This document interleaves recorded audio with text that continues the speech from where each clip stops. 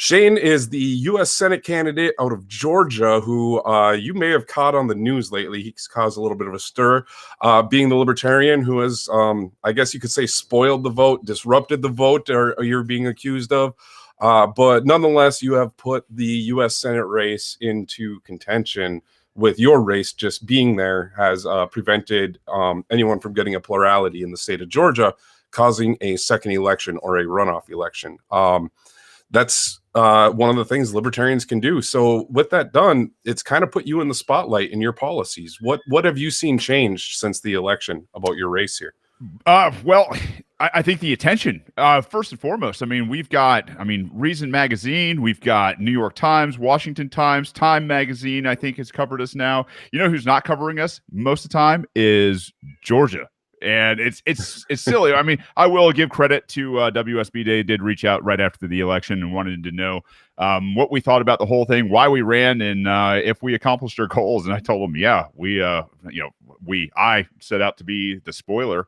And I'll tell you that with everybody out there that pushed this campaign, that shared this campaign, that's all I asked of anybody that was, paying attention, that wanted to be involved. Share the content. Of the podcast and of the live streams we were doing. I love you guys. You guys are amazing.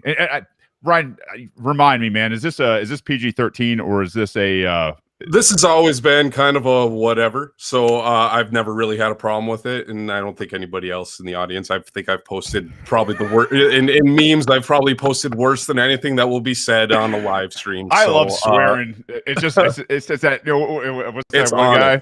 Where you just, it's that salt that you put on the politics. And I'll tell you what, politics needs this kind of talk these days. I mean, it's got to be real.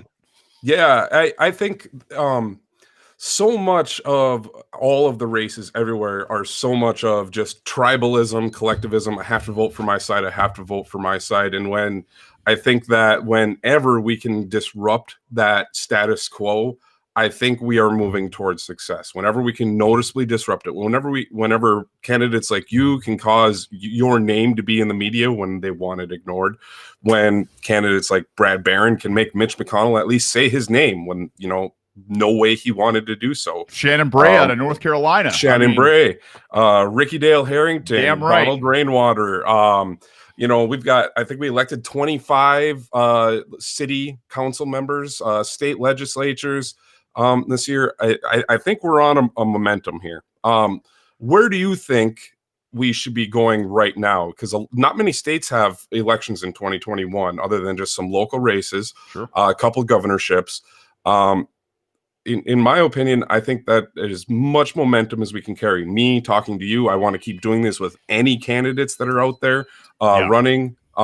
Keep the momentum going. So what are some of the things you want to see going forward here, especially over the next month or two while you're coming into a runoff? Well, I guess there's two different things, right?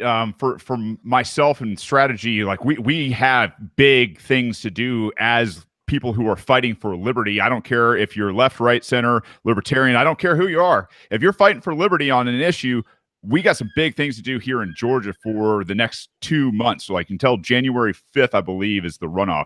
And I'm not saying all. There's a couple other places out there where we need to focus as well. But I'll tell you right now, this is a huge market right now where we should be applying a ton of our national resources to get the message out on liberty. Because right now we're better on criminal justice reform and we are far better on foreign policy than the Democrats. And we are, light years better on the economy and spending and debt and constitutional government and individual rights more than anything than the Republicans. Like, why can't we, where is the reaction team, and so to speak, from the Libertarian Party and all that kind of stuff? And I'm not saying they're not out there and they're not looking at it, but in terms of having a plan and having strategy and having resources to go out there and push liberty at this time, we got earned media following everything that we're doing right now, and it's time. We're ready to go. This is our time to get these guys on record, to push them towards liberty, to make them make concessions, and possibly take the 114 200,000 voters that voted here in Georgia against these two. Man, what a great time to be a libertarian. That's short term. That's 2 months, right? Like we've got. I've invited both John Ossoff and David Perdue onto my show, Radical. Neither one is accepted yet. I will tell you though, one of them has reached out, and I'm not going to put anything else out there until I have further conversations out of respect in terms of making sure that this is a positive process. But I'll tell you right now, we are having an effect here, and I mean, I am tickled to death to at least open up the market of opportunity to these candidates to come in here and sit down for an hour and have an honest discussion about their policy, about their principles, what they want to see.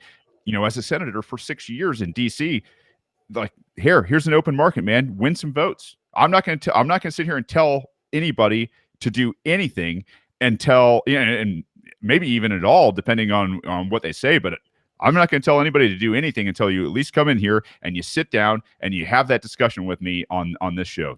That's what America wants, man. I think that's great. There's no reason you should endorse one over the other, just because at this point, I think it would look. We can talk political strategy here, I guess, if we were talking about it. Absolutely. I mean, there's other. You could endorse one or the other. I if you chose to do so, I don't know if that would always be the great idea here, but if they're willing to come over and say, hey, I'm willing to sponsor a bill to decriminalize, nonviolent drug offenses across the country, or I'm willing to sponsor a bill and I'm actually willing to, demand that we hold the president accountable on wars, in the deployment of troops, but are any of them even coming out and saying those things? Did any of them even say things like that during their campaigns? Not that I heard, man. And that's the thing is, we know where we are on these issues. And when we look at this from a liberty point of view, I won't even say libertarian, from a liberty point of view, these guys have got to come and they've got to be prepared to listen, and they've got to be prepared to, talk about their ideas, defend their ideas against our principles. And, basically at the end of the day is, are you pointing guns at people to enact morality? Are you pointing guns at peaceful people? And if you're not, if the answer is yes, then you got a real big problem. And the thing is you still got an opportunity, whether it's the Democrats or the Republicans that supported us. And I'll tell you right now, it was both. There were a lot of people will say, well, libertarians are definitely pulling more from the right. Well, let me tell you right now, Republicans, we pulled a ton of Democrats in here because they were sick of the idea that the Democrats weren't doing enough on criminal justice reform, and they are sick to death of having their young men and women sent off to foreign countries to kill other little brown people. It's ridiculous.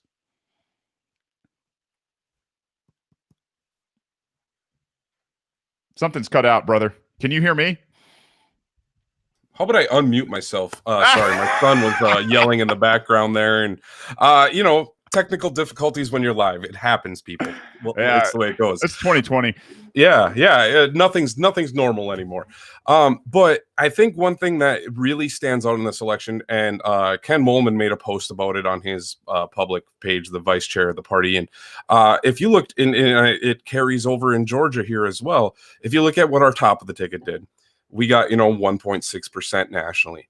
But the moment you move down the ballot on the ticket, people were willing to voice their frustration, because we did 3, 4, 5, 10 times the amount of people that voted for our presidential candidate said, we're voting for liberty down ballot. That's right. And I think the fear campaign of the authoritarian party this year is what really won the election. I think you can agree that very little changes depending on if it's a red or a blue in charge these days. So yeah, I mean, and that's the thing for us, right? Is we don't see him as different. And I've said this, 100 times if I've said it once, is, when I look at David Perdue and his 20% constitutional voting record this year and his 49% constitutional voting record overall, like, we're talking about a few percentage points in between him and, what I believe would be consistent with most Democratic senators out there in the teens in terms of their support of the Constitution. Like, and that's the thing is, listen, I know the Constitution is a parchment document, and I understand. Like, I'm an anti-federalist to begin with, right? Like, if it was up to me, we'd be states. the idea of a constitution, has led us to this point, very Lysander Spooner, in terms of my understanding of that.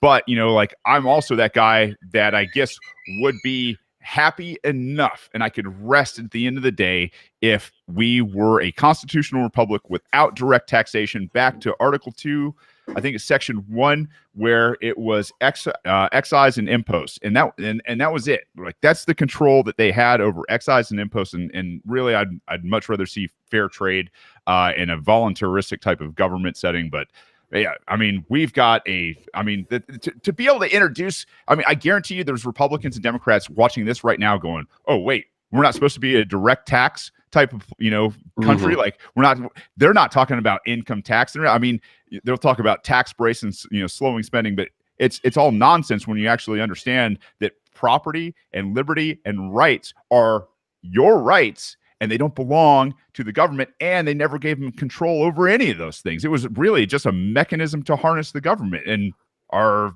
those two candidates talking about those kind of things, or the parties talking about those kind of things? There's like two people. No, there's no discourse on that anymore. It's the other person's bad, and they're going to hurt you to your base, and it's all placating and driving a wedge issue to their bases these days. I think there was a good legitimate question in here from Reginald Kemp, asking you, was curious why you decided to run as Republican. Did you still believe in the GOP when you did in 2018? Did you still believe in the GOP then, or was it politically motivated? Because I know I've heard this argument before, we should run as Republicans, we should run as Democrats and try and change it. I personally think that their parties are so completely broken, it doesn't work. But I'd let you answer that question. Sure. So when I ran as a Republican in 2018 for U.S. House here in the Georgia 7th District, it was, the district I grew up in. I was a neocon growing up. I came to Liberty through Ron Paul and really through John Taylor Gatto when I was in Fallujah in 2004. And weapons of mass destruction. And if you don't understand the irony of being in a war and reading John Taylor Gatto in the Prussian, education system, the irony is pretty damn thick there. But that's what I was when I grew up, and so I hadn't considered the Libertarian Party. I was kind of the like mind, is like, they can't win. And I believed I could win the election at that time. Maybe a bit naive, because I thought, hey, here's a guy, if I'm a voter and I understand I've got a combat Marine vet that not only knows the Constitution, but goes out and teaches the Constitution and can sit there and apply it to policy right now. Like, that's not something that comes along very often. And I went into the Republican Party saying, hey, this dipshit Rob Woodall over here has got a 50% constitutional voting record. You want to know why America sucks? Is because most of the Republicans in Congress, and every single one of them here in Georgia, have the same constitutional voting record, right? And so I came in and I got stabbed in the back. I got lied to. I had debates canceled and moved, and the entire working party, for the most part, working against our campaign to replace a damn rhino. And so when you get to see something up close and personal, and you see behind the curtain as to how it flows all the way down to your county and local GOP, and how a lot of those people just want to kiss the ring and be close to the power in some really weird popularity contest to their representatives, instead of holding them accountable, you realize that the GOP is beyond repair. And I'll tell you, with a guy with my skill set in terms of asymmetrical warfare, insurgency, counterinsurgency, man, like, if I can't make this work, boy, like, nobody else has got I say nobody. There are very few people out there who have a shot in hell at making something work inside the Republican Party. That's for sure. I would agree. Everything I've seen, and I think you hit the nail on the head. I mean, I'm here in Kentucky. Mitch McConnell is our senator. We don't have a Republican governor right now.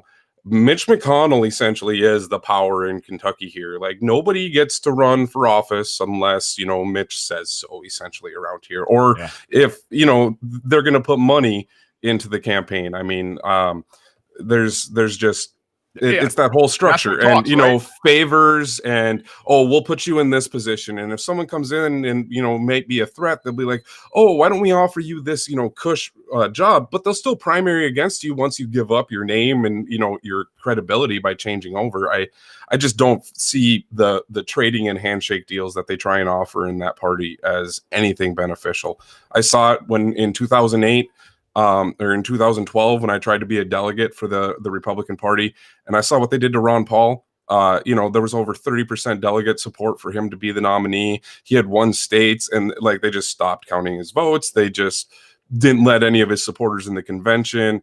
They, added sound suppressors to suppress the crowds in those areas. Everything's manipulative for that whole party.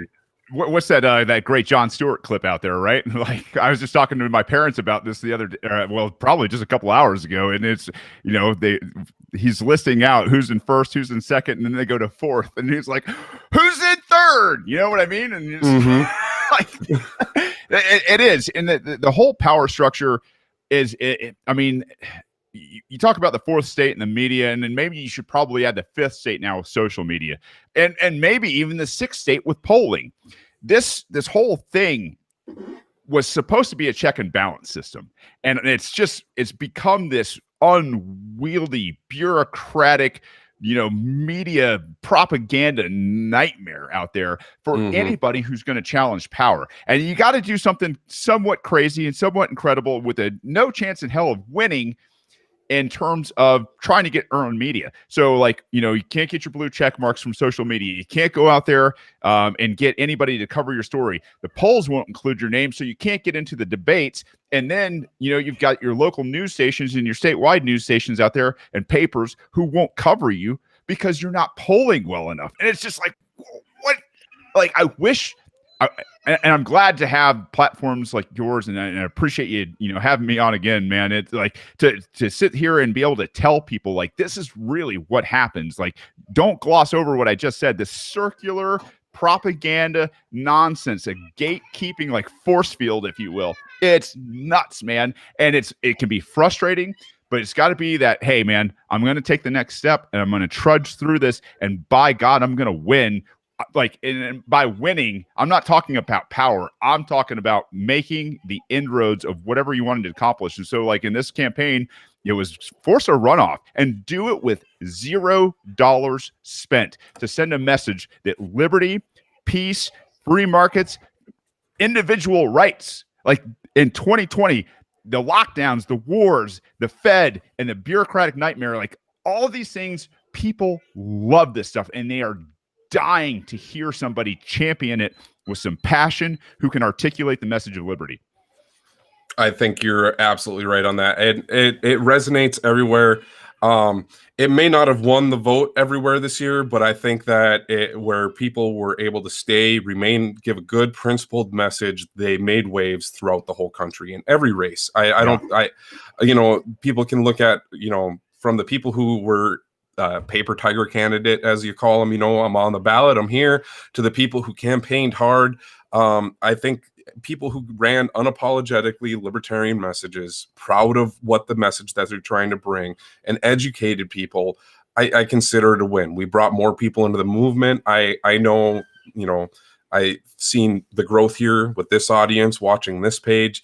More of you have come here every single day because something is resonating with you about the message that's out here, and I think that we can continue growing it.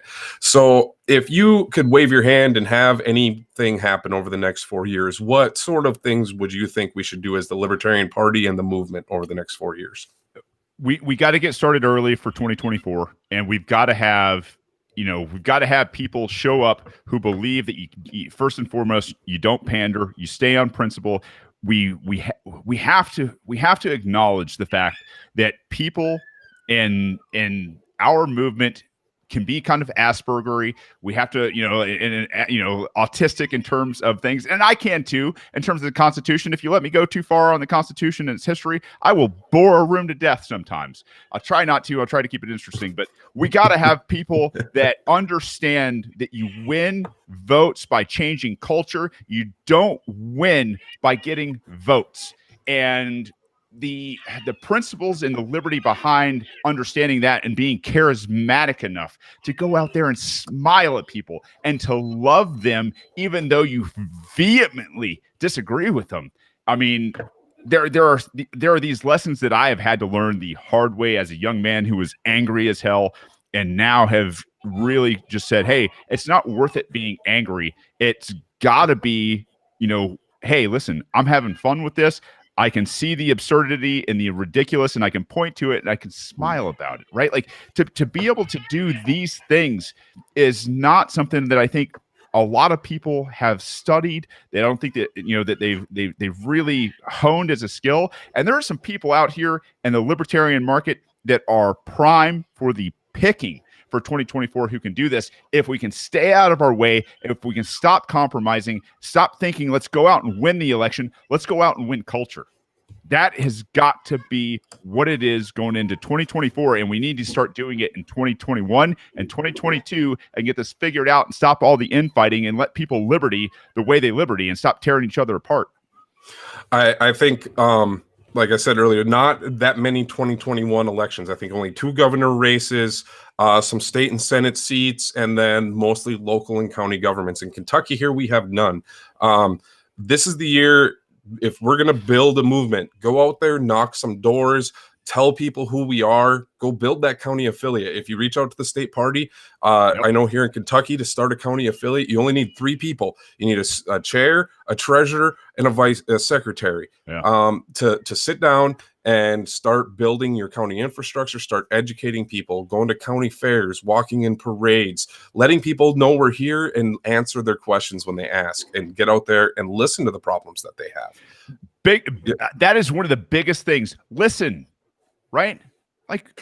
Listen to people. It's so lost on so many politicians that we don't listen. And man, listen with a gracious heart. You can disagree, and there are some tricks to be able to kind of shift things a little bit. But I'll tell you right now, you make that human contact, and people know you're not a monster. Right? You're a real human being that's got maybe a 9-to-5 job, that's got 3.5 kids at home and a dog. And that's the thing, is making that human connection, that cultural connection, and going from being the smartest person in the room to being the person that can touch people in an empathetic way, which is something that we also need to focus on as people in the liberty movement. I mean, listen, we all know you guys are smart. We all know you guys know economy. We know you guys know rights. We know you guys know the history of this, this entire movement. Like, we all know that.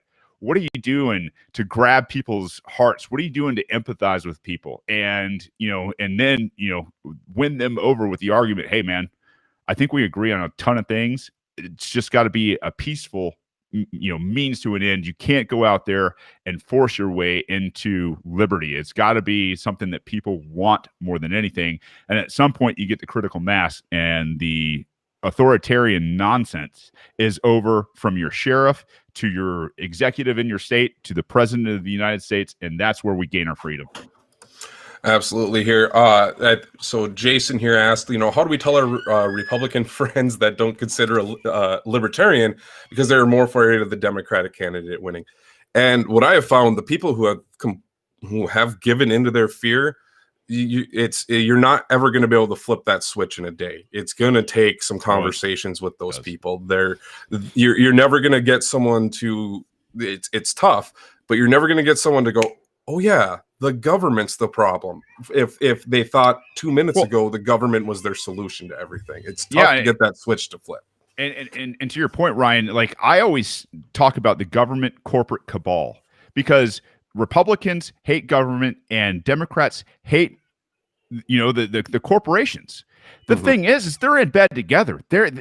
One person writes the legislation and pays for the candidates, and then the candidates get in there and become politicians and they pass it, right? And they knock out all sorts of rungs in the ladder to entry in the marketplace. They have protections. It's what the anti-federalists called the aristocratic combination for a very good reason, is because a whole bunch of people with well, I say a whole bunch, but some very powerful people with a ton of money got together and said, let's do this thing called government where we protect each other, right? Where we can live like nobody can imagine. And if you start talking about the government corporate cabal, at least now you're not shutting out half of your audience. You're not shutting out the Democrats. You're not shutting out the Republicans. And then you get to hit them with the story of when maybe, if you weren't a liberty person when you grew up, maybe you were, more liberal, maybe you're more of a conservative, red, blue, whatever those terms mean. Tell them the story about the first time you didn't punch that ticket for a Republican or a Democrat, or maybe even left it blank or wrote somebody in. How did you sleep? How did you feel when you walked out of that? And maybe how nervous were you in the back of your mind, in that subconscious, that the state from a very early age had drilled into your mind from the age of 5 to 18 and maybe through higher education, that you got to vote for one of the two parties that can win because it's all fear-based. Man, I'll tell you what, like those stories for me, when I did that, when I punched the ticket the first time or wrote in Ron Paul, like that, it's the most freeing. It's you can almost literally feel those chains of that fear being cut. When you finally do, like, it's, wait a minute, that didn't hurt, and that actually felt really good. I want to do it some more, and I think liberty can become an addicting drug of seeking more freedom. When you don't vote for the lesser evil, right? The first time you cast your vote, whether it's a write-in or you abstain from voting for one of those two people that you don't believe in, oh man, like. It's so liberating. Bam! It's purely liberating. Poof! That was one of the best feelings in my entire damn life, because what's that meme out there? It's like a cartoon with an Olympic like podium, and the guy's like biting the metal. On the third place, popping the champagne, and that's how you feel, and you're just like, I'm not going to contribute to this degenerative, sociopathic, societal voting nonsense anymore. And I'll tell you what, you get people on that drug, brother, man, that's a hell of a drug to be addicted to. Yep. I think throughout, and I think more and more people are getting that switch to flip. A friend of mine put it this way to me. He said, you look back, you talk about the Federalist and Anti-Federalist papers all the time. How big, how many, think about that. How many pages of information are in those books? It's, that's the types of roughly 84, 87 of the Anti-Federalists off the top of my head, right? Like, okay. Yeah. And they vary in length. So they had the deep education of the ideas written down in there, but what really made things take off, essentially a meme of its time, and common sense, being today 97 pages, you can read it in like an hour and a half sitting on your toilet, with a long bathroom break. Back then, it was such a concise way of conveying the idea of the state is not our omnipotent parent, and that it shouldn't be all controlling. Helps spread the message like wildfire. I hate saying it, but memes help spread it these days. I only wish I could have a meme that could condense, even 100 pages down into 5 words, but there's no way to quite get it down to today's attention span. So it's going to take some education out there and advertising and getting people willing to start seeking the information.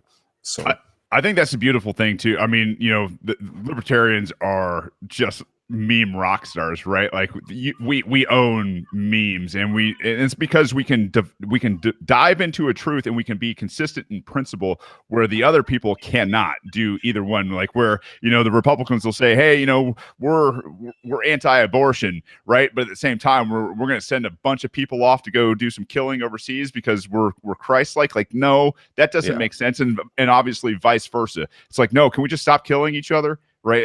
It's super simple in that, my grandfather was an engineer, and one of the things he would always tell me when we were either, building a carriage house or something is like, listen, the genius of design is simplicity. And that means in everything you do, whether it's, a design for architecture or how you're going to communicate with people, the more that you can speak to those underlining self-evident natural truths that are out there, man, you hit chords in people, whether it's hearts or minds or whatever it is, you hit those, man. And now you got something going on, and you got those vibrations in the people that are going, hey, look at this person, look at that person. What are they saying today? What can I learn from him?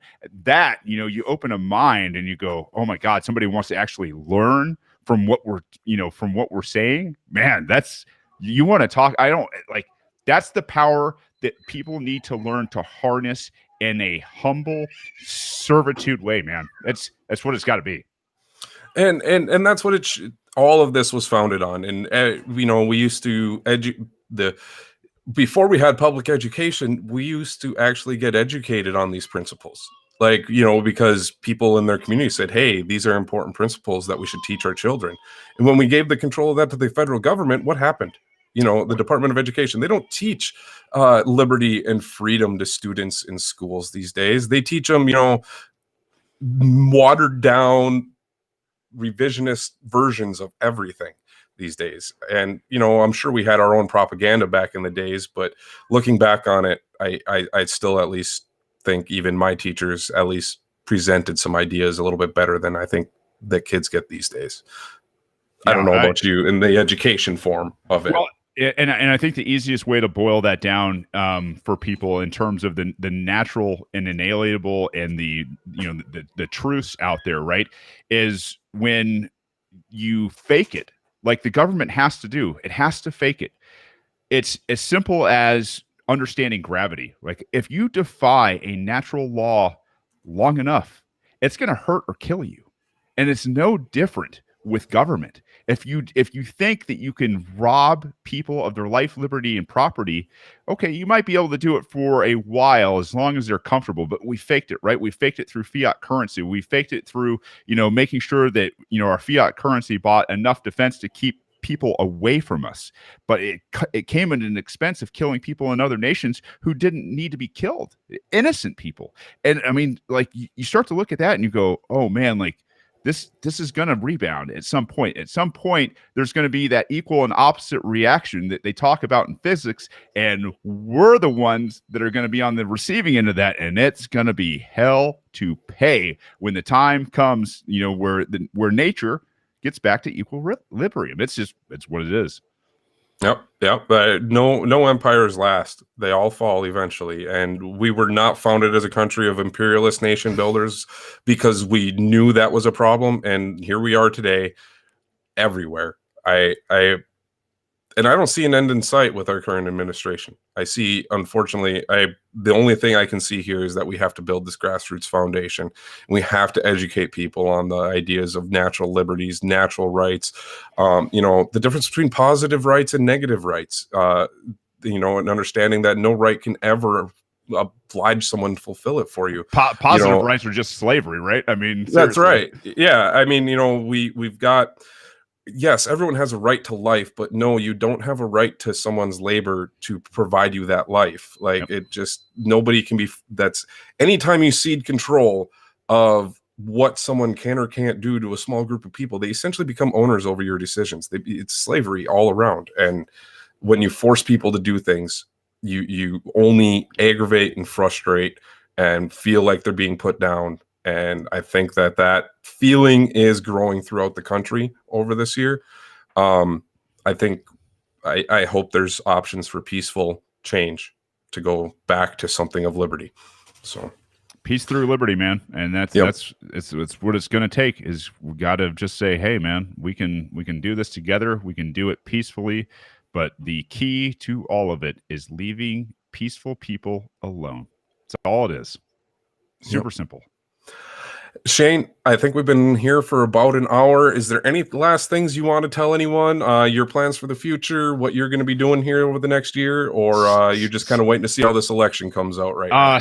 Well, stay tuned for the next couple months, guys. I'm going to make this as interesting as possible. The fight is right now here in Georgia, and I'm going to do everything I can to get concession toward individual liberty, natural rights, constitutional government, and getting these people to leave us alone and leave people in other countries alone. So the next 2 months is going to be just, I think, some of the most fun, compelling liberty that you're going to see out of the state of Georgia and a long, long time. I don't know, guys. I'm excited, and I am super excited to see in 2022 and 2024 where we go. I do not have plans. You guys have been very kind in asking me to run for some even bigger offices in the Senate. We'll see. We'll see. I'm not done serving the people of this country. And I'll tell you, if the time comes and the calling is there, we'll see what we do, man. But I'll tell you what, I am tickled to death and I'm humbled to have all the outpouring of support. You guys are absolutely amazing people. And we need you guys converting people out there to liberty all the time. But I just want to, Ryan, thanks again for the platform, man. Really, really appreciate it. It's not my platform, it's your guys'. It belongs to all of you. It belongs to every person out here. I built this with the idea of trying to spread as much message as I can about liberty and candidates, because without our own media, the revolution, I go back to the revolution there. Most of these people, they weren't writing news articles. They were building newspapers and building publishing houses to put their message out there. And with this day and age, we have the opportunity, all of us do, to build our own media platform and put our message out there. And as always, with any candidates out there running, past, present, currently elected, always reach out to the page. I'm happy to have all of you guys on here and give you guys as much reach as possible. And bring more people into this whole movement together. So thank you, everyone.